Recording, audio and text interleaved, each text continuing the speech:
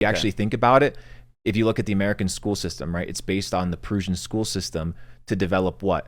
Soldiers and workers. So if you look at how the school system is in the United States, dude, right now, Google some videos on, just put high school cafeteria. It looks like a prison.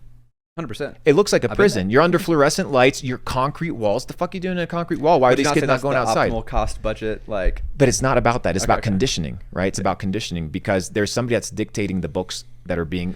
I want to make this clear. The person you're talking about is the top of the top of the top person. Every other person, like people in the organization, people in the district board, people in the state, they probably have good intentions, and they're just doing what they think is right. They're doing what they're told, and that's how most people operate, right?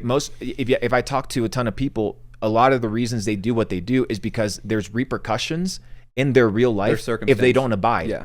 So, and they're self-interested. And that's where I think entrepreneurship is important. That's my philosophy on entrepreneurship is a lifestyle of freedom, right? And you don't have to be out here making 50 grand, 100 grand a month, $1 million a month to live the life of an entrepreneur.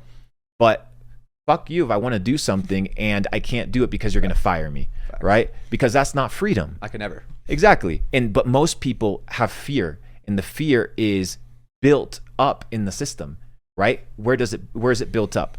The fear of failure. As soon as you're a kid, you're not encouraged to fail. Yeah. You're reprimanded. You get an F. Dude, imagine calling a child a failure.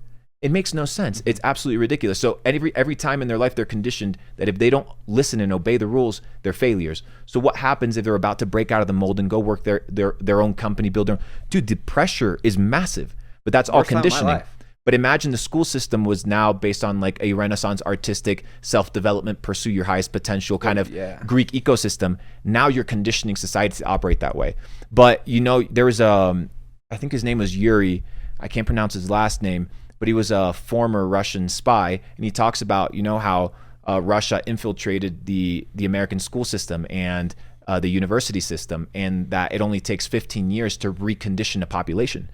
Right, so you also have to understand that there's optimistic. That there's other people with other agendas in other countries or in your own country that are working really hard and are extremely powerful to see their narrative come through.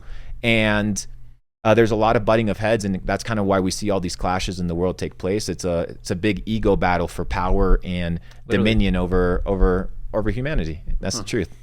Damn.